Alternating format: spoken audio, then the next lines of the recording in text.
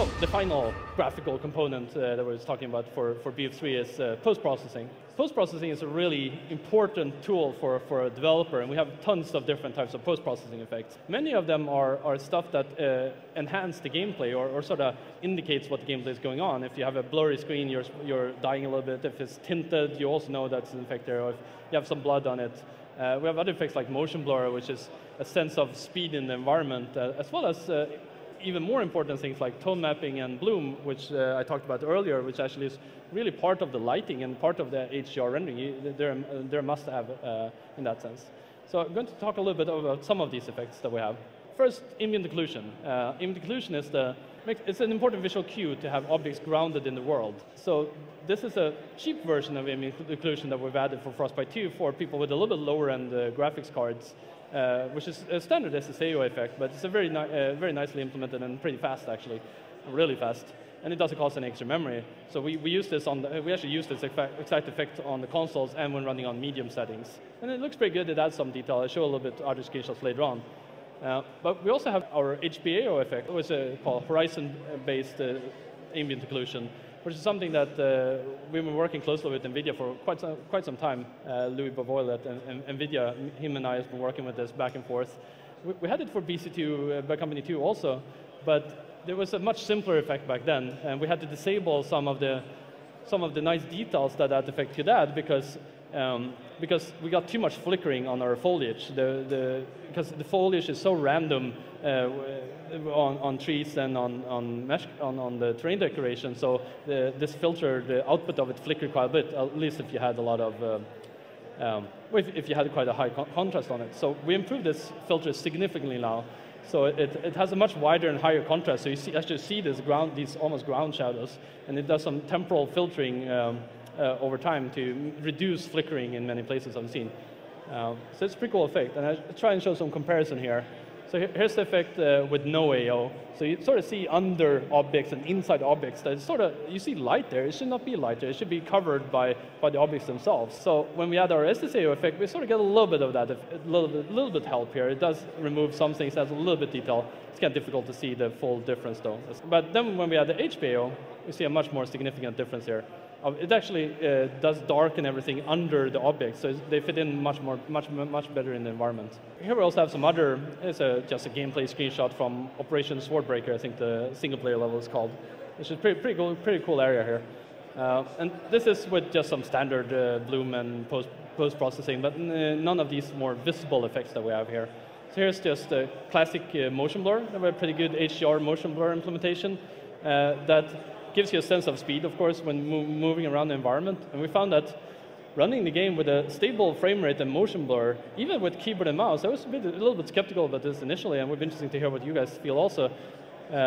Even playing the game with keyboard and mouse and running with a stable frame rate and motion blur added, it actually gives you the perception that it feels so much smoother. But it's completely optional. You can disable it if you want. And it costs a little bit of performance also to do this, especially as the effect is in HDR.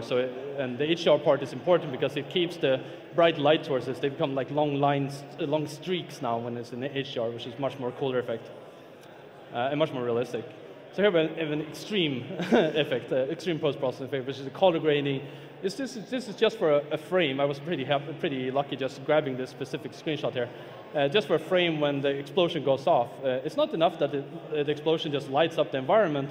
It also changes very, very briefly the color of the screen by tinting everything through a 3D volume texture lookup. And we use this color grading for other types of more nuanced approaches also.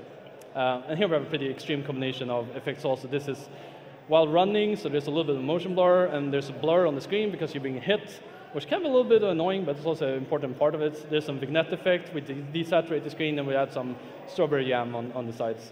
Okay, so I've gone through quite a lot of the different systems we have and different types of visual effects and how all of those interact. So here's a sort of a breakdown of our scenes and how we end up with this final picture here.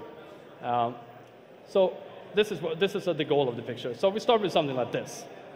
Not very impressive, but very important key detail of having the terrain there. It has a lot of detail on it, but it doesn't look that sexy here, but this is without any lighting at all. So this is pretty much what we rendered into the G buffer in the beginning. So we start with some terrain. we add our composite meshes, which are meshes that can be destroyed or be affected. There are multiple parts in them. They're a composite of multiple meshes, pretty much. So they add all of the man-made buildings here, pretty much. We also have add our rigid meshes, and rigid mesh is just pretty much a static mesh that has no parts, which is like the rocks here and smaller details and smaller props, things like that. Then we add foliage, and not that much foliage in this screen, but there's some of it. We also add decals, which is the thing, just a couple of decals here on the sides of the oil cisterns. When we rendered those passes before, we actually, as we were rendering to the G buffer, we were actually rendering to these four different types of buffers.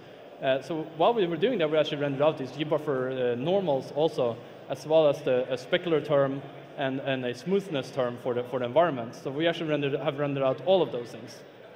And then in the next pass, oh yeah, we actually have a sky visibility term also, I forgot about that one.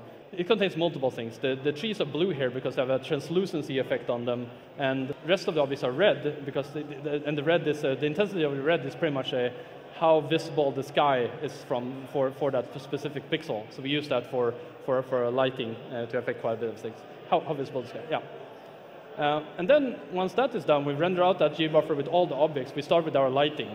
So this is rendering out the light for the sky and for the bounce light that you saw before, and combining both of them on all of the objects. So you see here, there's no sunlight at all in this scene yet, but you see some bounce from the sun, actually. You see some brighter areas in the scene. And you see it's a general blue tint also because the sky is generally quite blue here. Then we add the sunlight on top of everything, and now you have something that looks like a perfect white environment, pretty much, with just sun and sky and bounce lighting. And then the final lighting stage is to add also a couple of local light sources. I can switch between those. It's just a couple of light sources in this specific scene. Some other scenes are dominated by these light sources, which are typically point lights or spotlights or line lights in the environment here.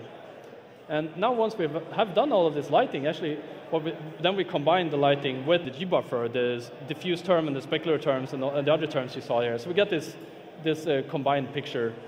This actually looks like a standard game screenshot, pretty much, except it doesn't have any sky. So let's add the sky also. So now we're actually rendering in HDR. We've combined all of these buffers, the lighting and the colors, and then rendering the sky. So now we're rendering in HDR of combining all of these terms and just adding more stuff on top of it. So we added the sky, but you sort of see a pretty harsh border between the sky and the landscape. So we add some atmospheric scattering as well in the scene to make it sort of fit in together better. So now we have a scene that yeah, I think it actually fits in pretty well, but the actual colors here look pretty odd. So, oh yeah, we don't have a sun. So we have the sun and some of the glare effects, which is sort of a part of the visual style of BF3. And then the bloom that I talked about, it's not super apparent in this screen, but we added in the end here always that also has a little bit of a tint, and it also smooths out some of the hard edges that we have in the environment, at least when there's strong light sources behind there. And then the final step is our color grading, which is a specific artistic choice on this level that artists have done, that they wanted to have a cold feeling because you're quite high up. This is the level where you base jump. You base jump down to this direction, but you're still up in the mountains, so it's cold. And so they desaturated the picture a bit and emphasized the blue colors more. So that's sort of, now you know sort of how we build up the entire frame of BF3.